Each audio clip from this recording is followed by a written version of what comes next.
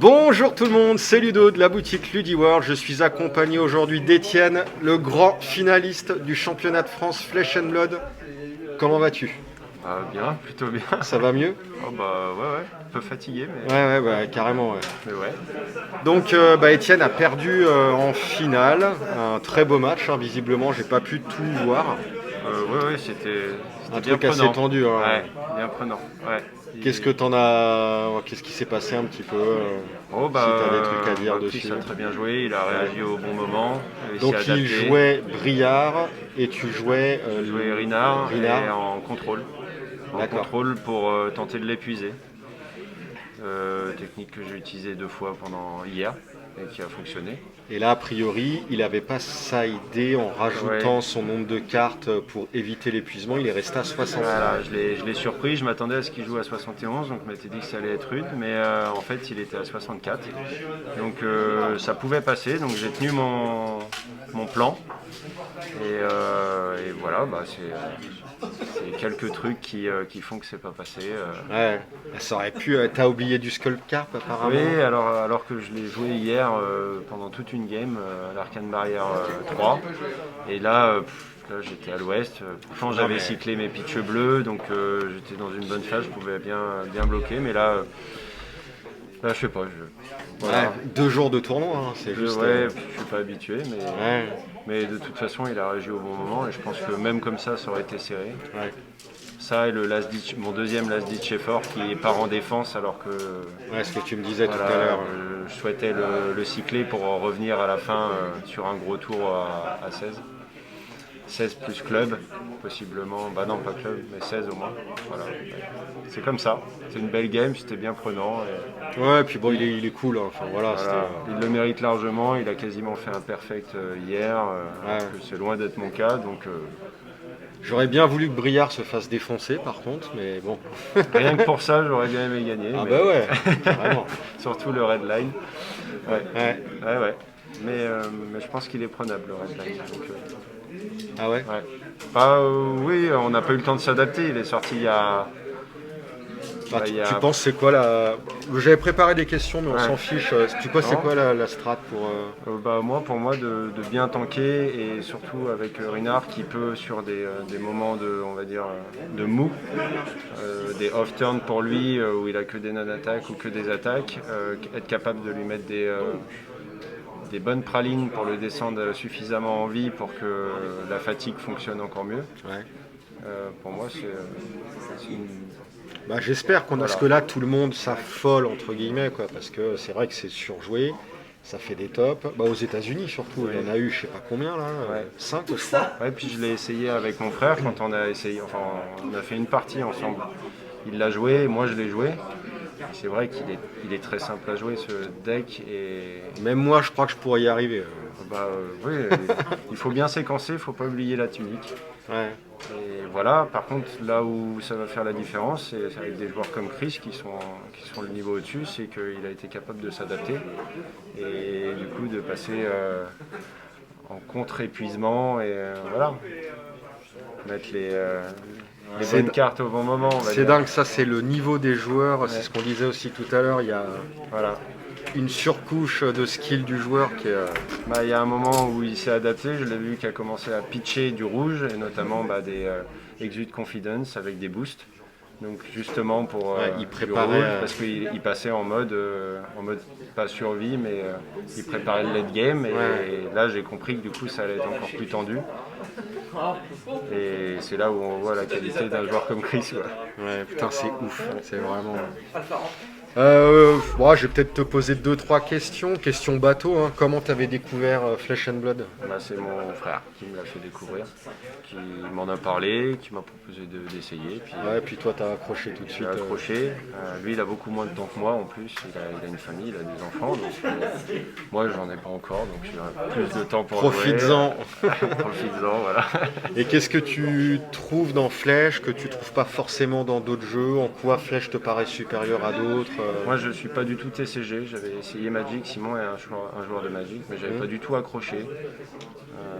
Je trouvais ça mou. Quand on n'a pas de terrain, bah, on peut rien faire. Bah, je Voilà. peux que Il y a te trop de donner. cartes, enfin, Ouais. voilà. Alors que là, bah, le jeu, quand il me l'a présenté, c'est vivant, c'est tactique, il y a une profondeur énorme.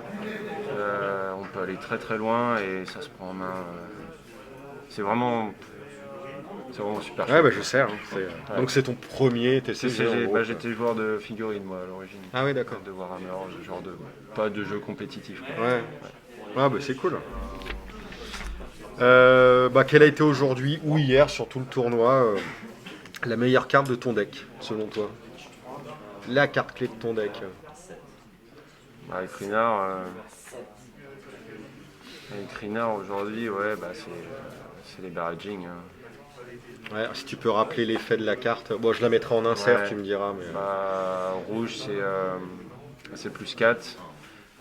À la prochaine brute attaque qui n'est pas défendue par deux cartes qui ne sont pas des équipements Ah ouais. et qui intimidate.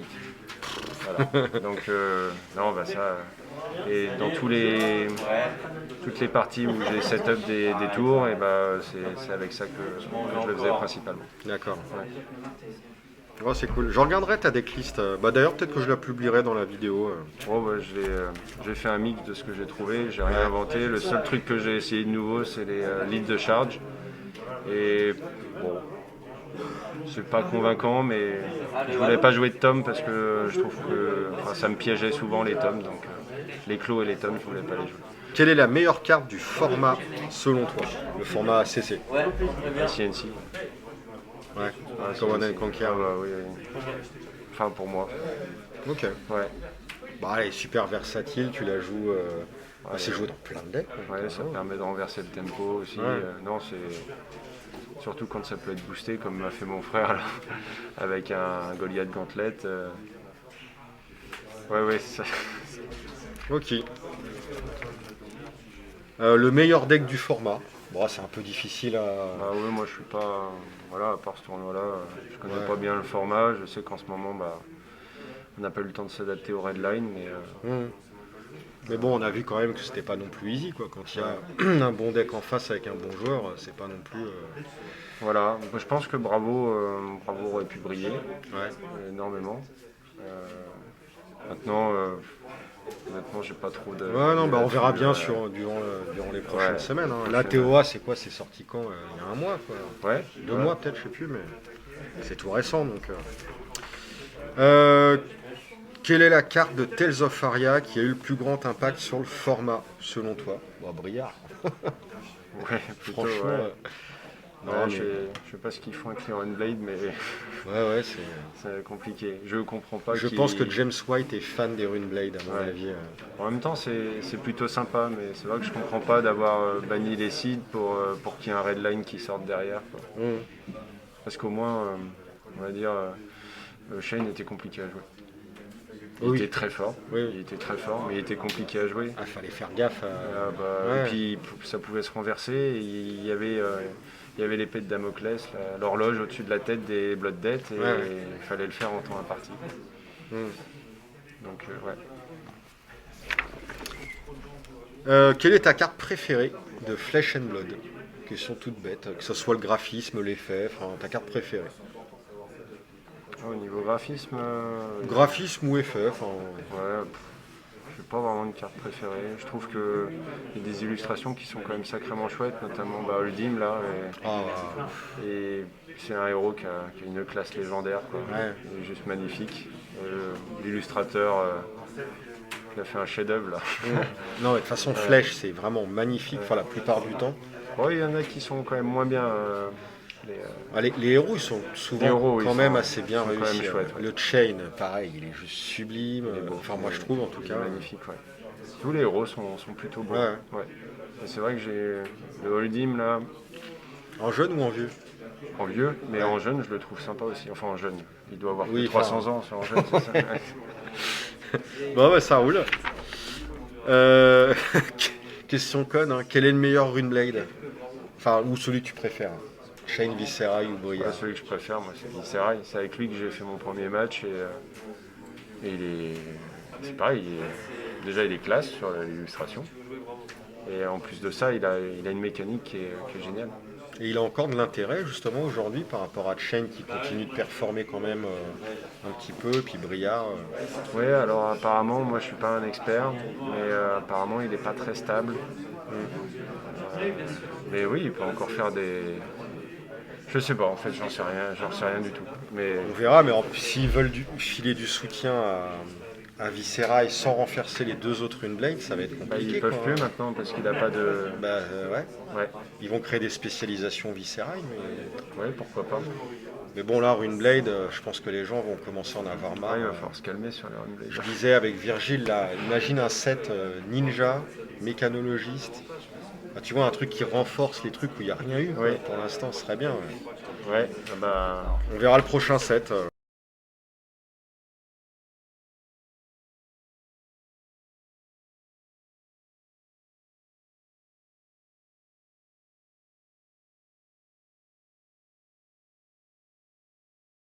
Tu préfères quoi? Earth, Ice ou Lightning? Ice. Ice. Ouais. Ice, c'est comme Reinhardt, ça bouleverse le plan de jeu de l'adversaire et ça, c'est génial. Tu viens le... Bah oui, parce que c'est là où on peut désorienter un joueur. Il peut se faire sa séquence, on peut s'initier dedans et commencer à contrecarrer ses plans. Je trouve ça super chouette pour ça. Ouais, j'adore. Je pensais, tu vois, à la révélation des spoilers, que ça serait plus, tu vois, le gros deck prison qui allait te ruiner et tout.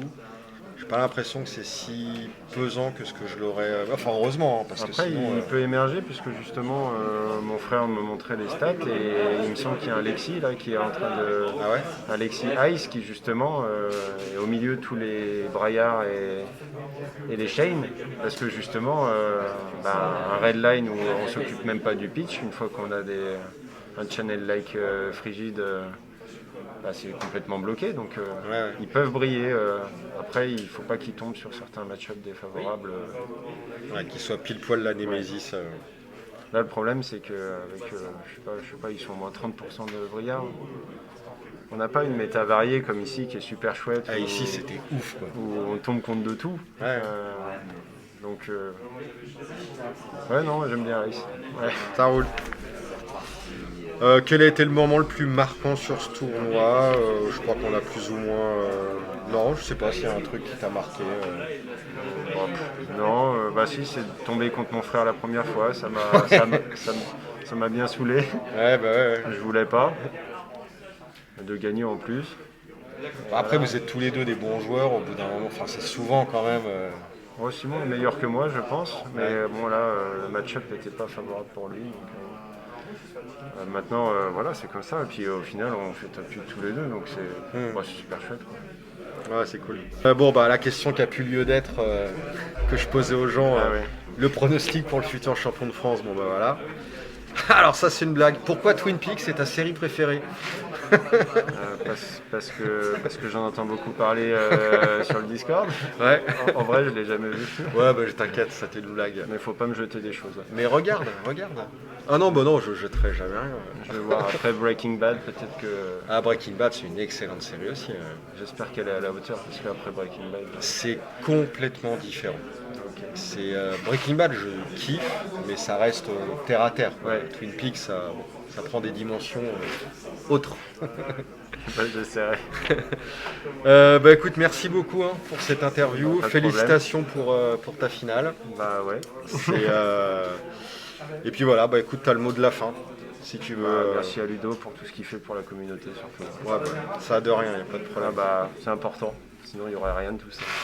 Ouais, après il y a les joueurs, là il y a eu les arbitres, c'est l'ensemble quoi. Mais il fallait un start et quelqu'un qui ose. Ouais, moi j'ose tous les jeux, alors ça c'est pas difficile. Tant mieux. C'est cool en tout cas, merci. Merci à toi. Salut. Ciao.